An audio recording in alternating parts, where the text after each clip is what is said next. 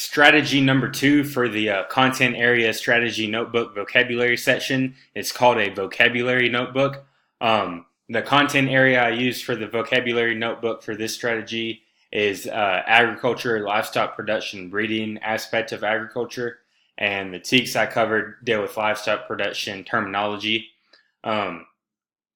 This is for the 10th through 12th grade level. I wanted to mention that a vocabulary notebook, this type of strategy can be used for like any subject or content area and any grade level, just because it's a real appropriate type strategy for all those aspects. However, I did the 10th through 12th grade level because this is when livestock production and breeding are usually taught for agricultural students, so that's why I chose those grade levels. The TEKs, once again, cover livestock production terminology and principles. The 5 vocab terms I used were heritability, fertilization, gestation, uterus, and estrus. The instructions for use: the teacher's going to, I'd be the teacher, I'd assign 5 vocabulary terms from the chapter or unit out of a given textbook, and once again, this would be from a livestock production textbook, and the one I used was from the textbook that I used for our textbook project, and that was modern livestock and poultry production. That's where, and I got it out of one of the animal breeding and reproduction units. That's where I got those 5 terms. So the teacher assigns 5 vocabulary terms to the whole class, and each student actually does this on their own. They make their own vocabulary notebook. The student, this will be easier to be, rather than a computer, you can just get a spiral notebook and do this. The student can. You write down the 5 terms, so term 1, 2, 3, 4, and 5, and you write them all down. This is a made example I'm showcasing right now. And then you write the book you got it from. So whatever book that the teacher says that you're reading or getting the information and terms from, that's the book you write down. So you write down that for each one. And then the page numbers. So as you can see, I wrote page numbers where the term is actually found.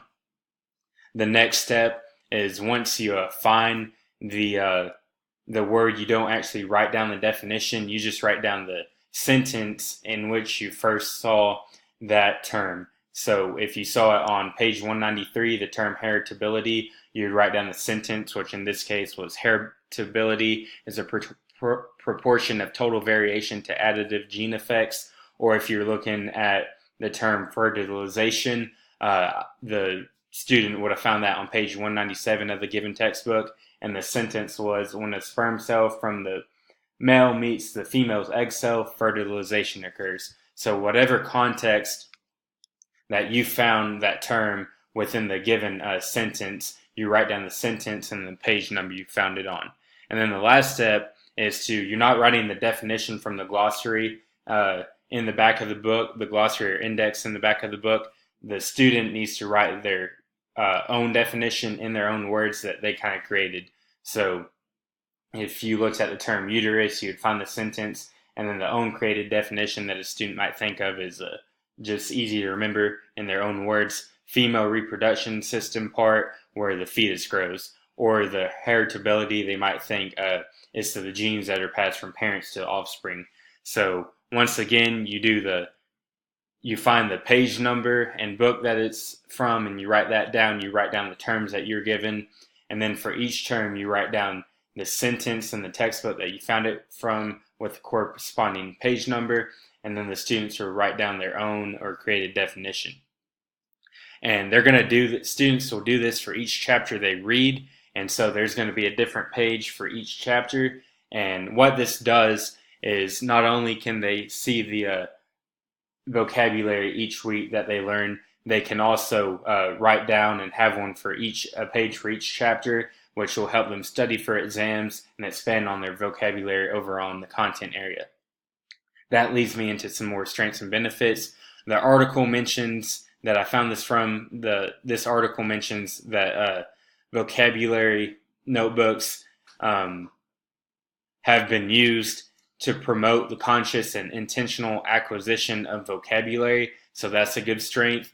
And then they also produce positive outcomes from learners, such as linguistic gain, development of strategic knowledge, and promotion of learner independence. So not only do they let the student work on their reading comprehension and vocabulary comprehension, but they also lead to those strengths that I just mentioned, the linguistic gain and promotion of learner independence. So once again, that was strategy number 2 for the livestock production and breeding area with the 5 terms, and the strategy was called Vocabulary Notebook. Thanks.